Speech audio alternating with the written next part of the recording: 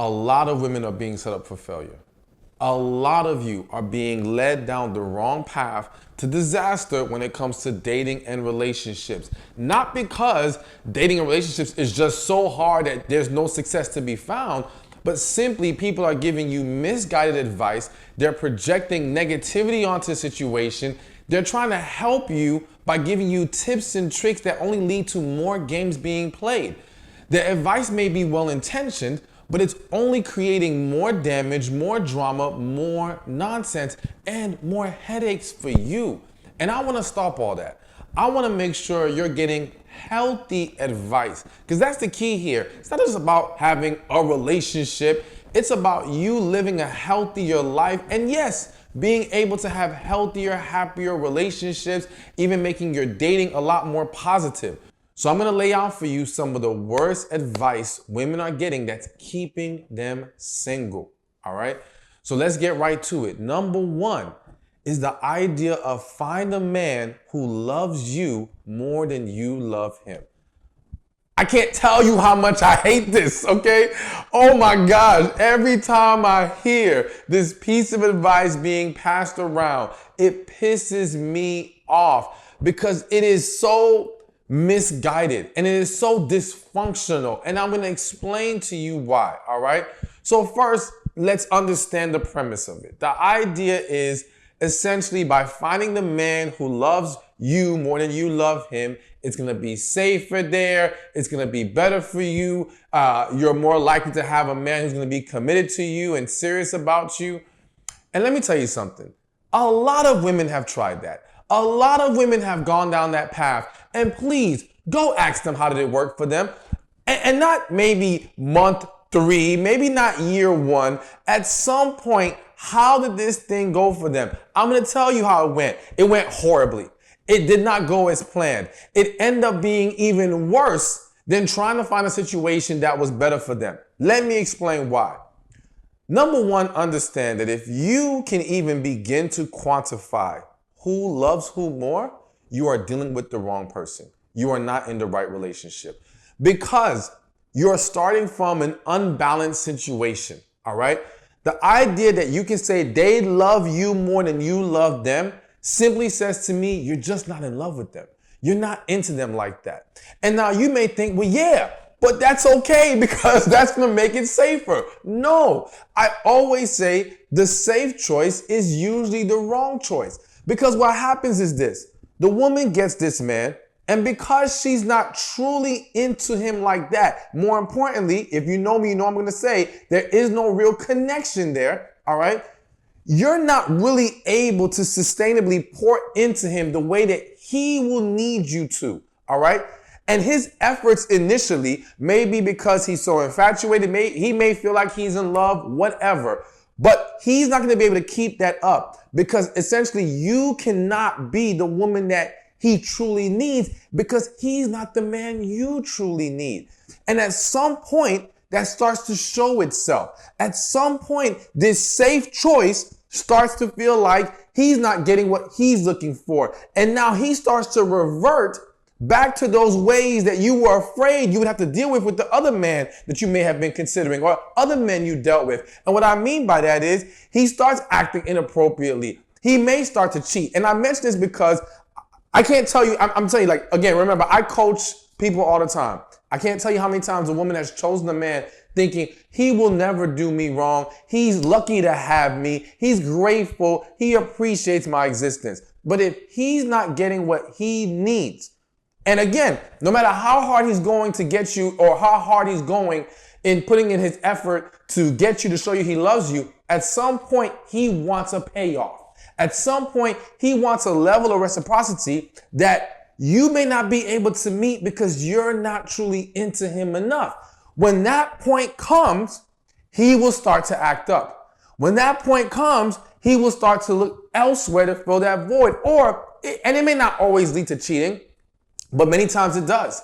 But if it doesn't, it will still lead to him no longer giving you that safety net you had initially. All right. Now it becomes toxic. Now it becomes dysfunctional, and it creates all kinds of problems. The reality is that the whole premise of find a man who loves you more than you love him is coming from a very damaged mindset. And I say that respectfully. It is coming from the person that says, when I was truly into this man and I put my heart out there, I got hurt. So to protect myself, let me find someone who I'm not as into as he is into me, so that I can still stay guarded while achieving the desire to have a relationship, while still having companionship, while being able to have that family I always wanted. All right.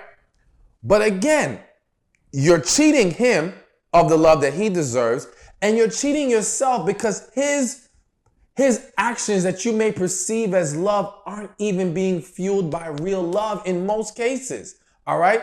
Because true love flows both ways. True love is a situation where neither can quantify who loves who more. If anything, when two people are truly into each other, at worst, they're going to feel like they may love the other more, but they will never be able to say that person loves me more than I love them.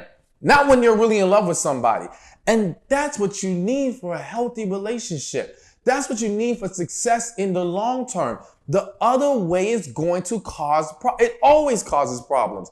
And some of you may not understand that because you're only able to see maybe a couple examples of this approach taken. And many people confuse longevity with success. What I mean by that is they think because maybe they have a grandma or auntie who passed them this information, this piece of advice, and they've been in their marriage or relationship for 25, 30 years. Oh, well, clearly this worked. Wrong.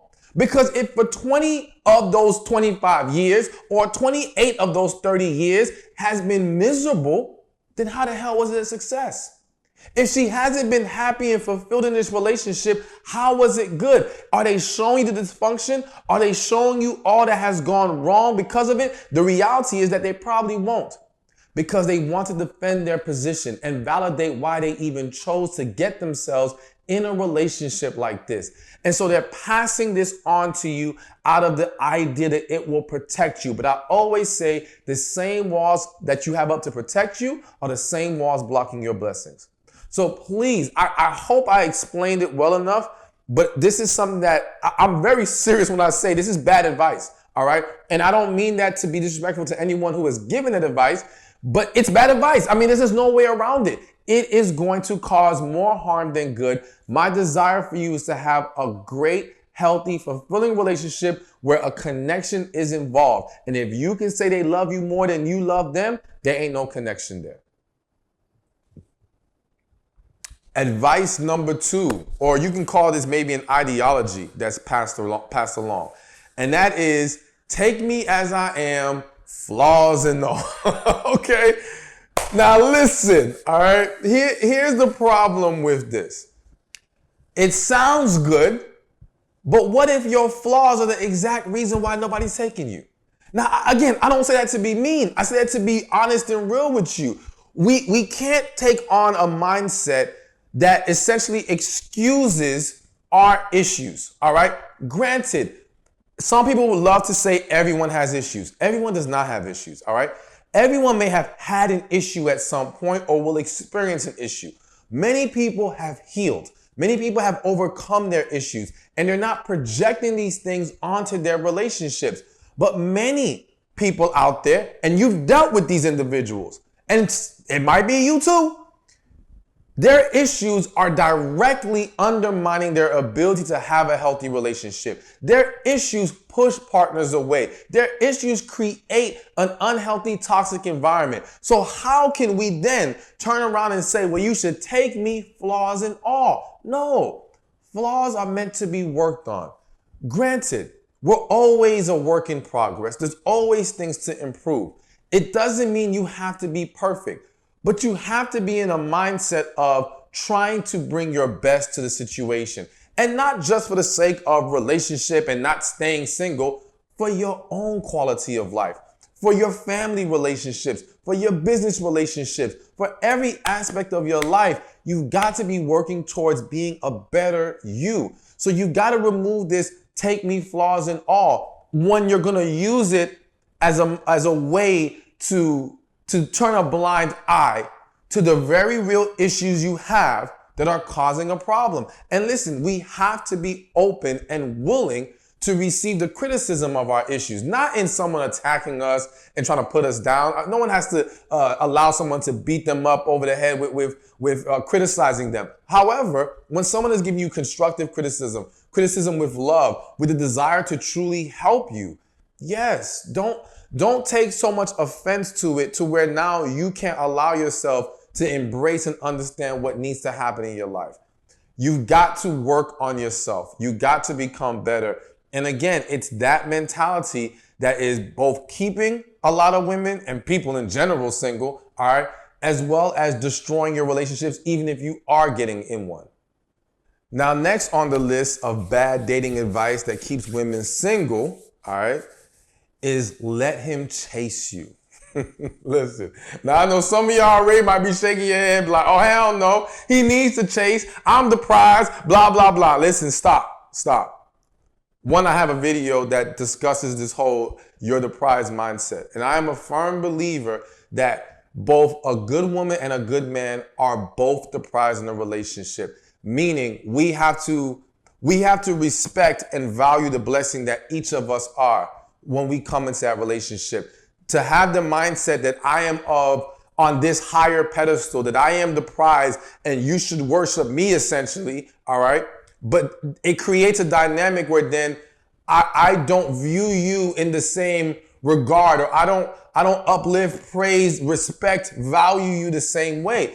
That creates an off-balance relationship that's going to create a lot of resentment and a lot of issues.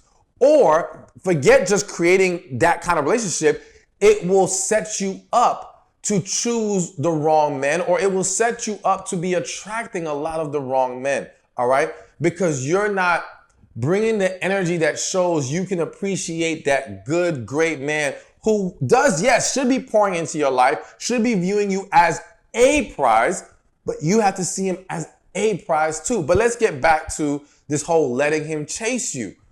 Because the problem is, again, the whole idea that men are supposed to be hunters and all these things. Here's what I need you to understand. The men being hunters ideology, whatever you want to call it, it doesn't account for emotional investment, especially when we're talking about love and feelings. So what I mean by that is, I do think there's a level of truth to men loving challenges, conquering things. It's like why a lot of them play video games. It's a chance to beat something, all right? But they're not in love with the video game. They're not in love with the sport. When I say not in love with the sport, not in the way that a man is in love or desires a woman or has genuine feelings and emotions being put out for a woman. It's very different. And what you have to understand is when those emotions kick in, when genuine love and feelings and nervousness and vulnerability, that changes the dynamic completely. And so now having to chase who you love or who you are trying to love is much more difficult. It is not a fun thing. It is not something that a man desires. You're not going to find a man who has fallen in love with a woman saying, man, I hope she makes me chase her. I hope she makes this hard for me. No, that's not what he wants, because now that dynamic of him having to chase is you giving resistance. That resistance hurts too much, which is why I always say it is easier for many to chase lust than it is to chase love. And what I mean by that is, if I am a man and I only want you for sex, all right, I'm viewing you as this woman that I just want to get in bed so badly, I'm not going to be hurt by your rejection because I am locked in to my obsession of getting what I want. I am now locked into the challenge and wanting to conquer this. So when you push me away, any of that resistance, it may suck, I may not like it, but it doesn't hurt my feelings because my emotions aren't involved in that way. Whereas the dude who actually cares about you, he can't take that. He can't keep taking you, pushing him away, or making it hard for him. That becomes difficult. So I've seen situations where women would have two men in their life. and one would be pursuing very hard, and the other would be more hesitant. And let's say she's giving resistance to both. And then she and friends and people around her will say the one who is pursuing harder, he loves you, so you should be with him. And in a lot of situations, that's not the case. Again, he's only able to keep coming back because he's not truly into you. His emotions are not involved. Think about the scenarios. If you haven't been in it, think about how many scenarios where you've seen women dealing with toxic men who keep coming back. That joker won't go away. It don't matter how many times they break up. It doesn't matter how many fights they get in. It doesn't matter how bad it gets. He keeps coming back. And you know he's not for her. You know it's not a good relationship. But again, he is not. No, despite his moments where he may seem like he's being vulnerable and all these things, his emotions are not involved, or his love is not there the way that the other guy's is. So he can handle that rejection and keep going over and over and over. I'm not saying that there aren't exceptions to both sides, of course, but I think it's a very misunderstood situation. So the letting him chase you, let me add also one more thing to this. It's just the way you start is the way you'll finish. And what I mean by that is when you focus on making a man chase you, in most situations, even if he embraces this, all right, and he goes for that. And I'm not saying, again, there's exceptions to every rule. There may be people out there who made the man chase and it worked out, all right? In most cases, it does not, because it can create a lot of resentment. It can create seeds of doubt, insecurity, as well as, again, even if he embraces it, because I said the way you start is the way you finish. And what I mean by that is a chasing dynamic means one is putting more effort than the other. And what you'll find in those relationships is at some point, it will end that way. But guess how it ends? With the man expecting the woman to put in more effort than him. Essentially, he's saying, I done chased you this whole time. I got you now. Where's my reward? Where is my payback for all that I did to prove to you or to show you I want you? Okay, I did enough. Now it's for me. What's up? And again, because it wasn't a mutually beneficial, mutual effort being put in, you now have this constant back and forth. Well, you should be doing it. Well, you should be doing this, rather than two people doing together, working together to build a relationship. So that whole let them chase you, no, it's not good advice. I'm sorry. All right, so now we get to number 4. And let me tell you, there's a lot more than what I'm going to list in this video, but I'm just going to give you several that I really hit me, all right? But number 4 is the idea that online dating is full of weirdos. So let me give you a news flash. The world is full of weirdos, okay? It doesn't matter where you go. And I say that respectfully. I simply mean the world is filled with people that you may find not your flavor, all right? And so this idea that somehow online dating has a greater premium on it, I think that's really getting in the way of a lot of women seeing progress in their dating life and being able to have a relationship. We may not like it, but we have to accept that this world has become more digital, more online, all right? And meeting people in person has become harder. But it's not just harder because times have changed. It's also harder because as you get older, your opportunities decrease, meaning when you were younger, you had school, maybe that job you started off, and there may have been more opportunities there. The way that you ran in certain circles and got out more. Those things may not be the same for you as you get older, you graduate from school, you're working a different type of job now, you don't get out as much. And so now your chances of meeting people have lessened. But that's where online dating comes in. And simply, I think people have to understand, listen, online dating is just a tool to meet people. It's not a guarantee that you're going to meet the love of your life, but I do know for a fact of people who have gotten married online. I have clients who have gotten married from going online, and I had to push them to go online and help them set up their profile, because between me and you, a lot of women's profiles are trash. I'm just saying the setup of the profile needs a lot of improvement. And you know what? Let me just say real quick, if you need help with improving your online dating profile, healing, finding your purpose, meeting higher quality men who are relationship minded, tapping into your feminine energy, join my special coaching program. Click the link below or in the comment section, or go to www.receivingmyblessings.com. Tons of women have joined, literally over thousands of women have joined. Many have graduated, getting exactly what they were looking for and more. Some have moved on to getting married. I'm not making it up. That's real life stories. But again, it's not just about a relationship. It's about you living a higher quality of life, you finding happiness, you finding peace, regardless of your relationship status. But it will also, as a bonus, put you in a better position or help you receive that relationship if that is what you truly desire. So again, click the link in the comment section, or go to receivingmyblessings.com. So again, back to online dating. I think a lot of people are just going about it the wrong way. They kind of have one foot in the door, one foot out. So you can't get the right results when you're not taking it seriously enough, when you're not applying yourself correctly and putting forth the right effort. I know it can seem annoying. I know it can seem scary. I know for some people I've heard, well, that means you're desperate. No, it doesn't. It doesn't mean you're desperate. This means you are trying to find what can work for you. And if you're not able to get out, it's, again, a convenient way. But I'm going to add one quick thing, and I won't get too deep into it, but I just want to throw it out there. Social media has essentially turned into this pseudo online dating environment, all right? And I simply say that to say this. If you want to increase your chances of meeting people, also consider how you're setting up your social media profiles, what you're putting on your pages, all these things, because they play a role in meeting more people. And again, and having more opportunities to meet someone that you can vibe with, have a connection, and have an amazing relationship with. So just consider that. But stop with the whole online dating is full of weirdos, okay?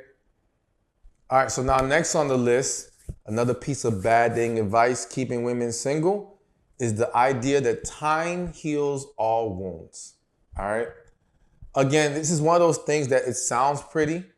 And yes, time can be a contributing factor to healing, but time alone heals nothing, all right? The unfortunate reality is that there are women who have gone to their grave never addressing their traumas, never healing from their past, never correcting some of their deeper issues. I feel the need to say this right now. Many of you are living it, not just within yourselves, but your own mothers, your sisters, your female or the family members, the women in your family, all right? And you're seeing how they've continued to just get older and continue to turn a blind eye to clear toxic energy that they're holding on to, all right? And so time did nothing for them. Time has not changed their negativity. Time has not changed how difficult they are. Time has not made relationships easier for them, because it's not about time. It's about the work that we have to put in. We've got to be willing to take a more intentional approach when it comes to healing. I want to encourage you, whether that's going to a coach or a therapist, that you do what is necessary to start the healing process. As I mentioned in the membership program, I lay that out for you as well, or you can check out my book, Life After Heartbreak. But the point is, I don't care how you do it. I just want you to do it. I just want you to do it. You ain't got to come to me. I go to whoever that's going to make it work and is going to actually help you. Now, I feel compelled to say this, and this is not shade to anyone. Whoever you go to, please make sure that it doesn't turn into you just venting and having a chance to get things off your chest while in the session. And make sure it's about actual action steps to healing and resolving. A lot of people go to a therapist or a coach and they simply learn how to cope, learn how to manage, all right? And essentially what that means is you're suppressing the issue. You're not resolving the issue. And so nothing is solved, and they're still having the same negative cycle continue in their life. And they'll say to me, well, I've gone to therapy, I'm doing the work.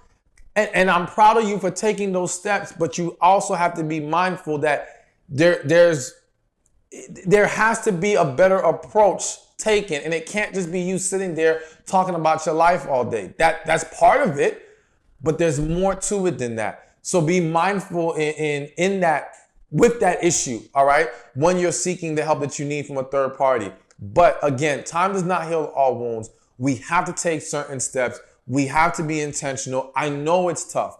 It is a difficult process, but it is the best thing you could ever do for yourself. And you can talk to anyone who's gone through a healing process, who's truly healed and let go of all that negative energy, how much better they feel. Again, forget even getting a man right now. You will feel better. If you got kids, your kids will be happier with you because your energy is going to change. Everyone in your environment that engages with you is going to see the change in you, but you will love yourself more. You will be happy with yourself, and that is so important. So be sure to not think that just letting time pass is going to be enough. All right, so we got 2 more to go. All right, so this one, it won't apply to everybody, but it's going to resonate with a lot of you. All right. And so the next bad piece of dating advice, keeping women single, is that you don't need a man because Jesus is your husband. Okay. Now listen. I ain't got no problems with Jesus. I ain't got no problems with God. None of it. Okay. And I have no problems if you want to make him your husband. The problem is when this is used as a scapegoat, when this is used to essentially hide behind God, hide behind our religion, spirituality, whatever, all right? And not actually have to put ourselves out there and do the work. And that's the unfortunate part about this, is that it throws a blanket over, a blanket over the issues, all right? It says, nah, you're not the problem. It's everything else but you. So you know what? Just love you some Jesus and you're good to go. And it's like, no, that you have to be willing to look deeper within yourself. You have to be willing to say, you know what? Maybe there are things I can improve. Now, granted, listen, I'm not going to lie to you. Is it possible for you as a woman to have done the work, to be on point, and you want a relationship and it's not happening yet? Yes, because there's a process to everything. The timing is not ours, especially if we're a believer in God. The timing is not ours, it's his. And so we have to understand that there may be a waiting period. I would argue, though, that if we are still waiting, there is still more preparation to go. And preparation may not be having to heal, because maybe you did that. It may not be how you're presenting yourself to the world, because you might be doing a great job with that. Your energy might be amazing. It might be certain things that need to be accomplished in your life before that man can be brought into your life. For example, I'll never forget one time, speaking at an event, this was years ago. I had got booked for an event, and after the event, a woman came to me and she said, you know, she has this best friend, male best friend. They love each other, they're in love with each other, but he says he's not ready, you know? And she's like, I don't understand it. Why is it not working? You know, I've done everything I'm supposed to do. And I said, well, listen, maybe God's making you wait because there's something in your life you haven't gotten done yet that he wants you to finish. And she was like, no, I don't think that there's anything that I need to do. I was like, let me ask you something. Is there anything that you feel in your spirit God has been telling you to do that you have yet to do? And she gave it some thought. She said, well, to be honest, yes, he's been telling me to write a book. I said, okay, did you write the book? No. I said, okay, let me explain something to you. If that man comes into your life before you write that book, you'll never write the book. You will become so locked into your relationship. You will become so consumed by this man and your new life and now building your family that you will let the writing of this book fall to the wayside. So if this is part of your path, if this is part of your purpose, and remember, this is very important to understand. If you're asking for God to bless you and where's the man you have for me, then you have to understand that has to go through his process of receiving it. So his process of receiving it may include you having to accomplish or do certain tasks. And so in her situation, it was that book. All right.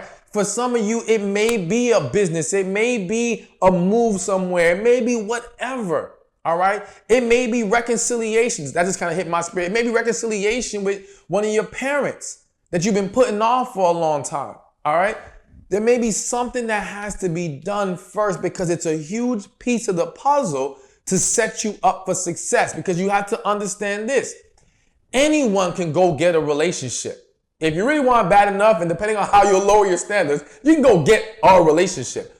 But God's trying to set you up with the right relationship. And not just the right relationship, a successful relationship. A lot of people get into relationships before they are truly ready, which then doesn't allow there to be a proper foundation, and that's why it all falls apart. That's not what God's trying to set you up for. So you got to understand that there may be more to do, all right? But back to, you don't need a man because Jesus is your husband, all right?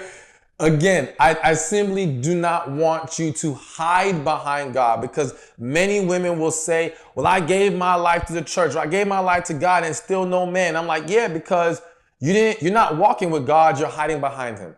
All right. You're using him as a shield. He's simply become another form of a wall up. All right. He's become that quote unquote protection, but in an unhealthy way, because again, you're paralyzed. You're not actually moving forward with him. You're just staying back and saying, okay, God, you kind of figure this out for me. It's not how this works. We got to take an active approach, and we have to make sure we understand what we need to do in the process. So that, again, no problems with you wanting to marry Jesus. I'm just saying, don't hide behind that and use it as a scapegoat. And now last on this list, all right, and like I said, there's so much we could talk about, but I'm just going to give you one more. And this is kind of reiterating a point that I made earlier. And this piece of advice is, if they can't take you at your worst, they don't deserve you at your best. All right. So I understand why people think that's wise counsel, and that makes sense. But your worst may be way too much for anyone to deal with. So let's paint the picture. Imagine if a man said, if you can't handle me at my worst, you don't deserve me at my best. And his worst is being physically abusive. His worst is cheating on you. His worst is complete toxic energy and dysfunction. Is it right for him to then say, oh, because you didn't want to deal with that, you don't deserve the good me? Hell no. That's unreasonable. There's a line that has to be drawn. I think what is a more appropriate thing is, if you cannot stick by me when life hits me with things I can't control, then you don't deserve me when I am thriving in life. So basically it's like, listen, and let's use men for example. If a man is doing well and then he loses his job, right? There's a difference between expecting a woman to stick by him when he's not even pursuing to find work anymore, when he's making excuses, when he is doing nothing to provide. And again, it doesn't just mean provide financially. Take some burden off the woman, help in some way until he can find a job and stabilize himself, or however, whatever needs to happen in that dynamic for him to be an asset in the relationship.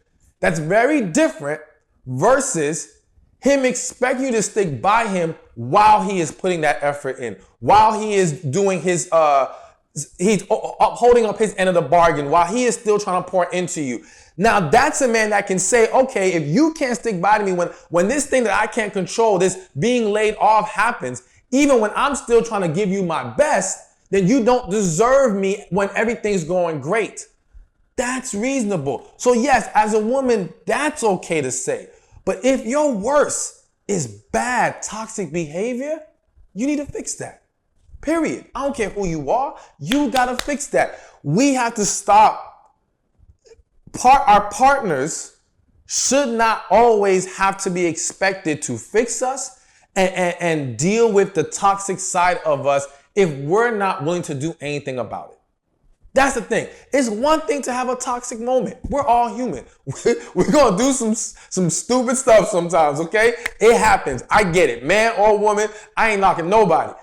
However, to continuously dwell in stupidity, to continuously dwell in engaging in nonsense and unhealthy behavior, no, nobody should have to accept that.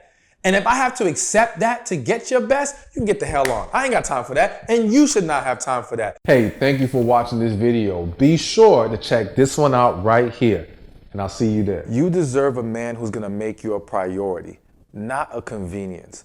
And so it's important that you learn how to tell the difference between the man who's serious about you and the man that's just wasting your time. So I'm going to lay it out for you. I'm going to lay out the question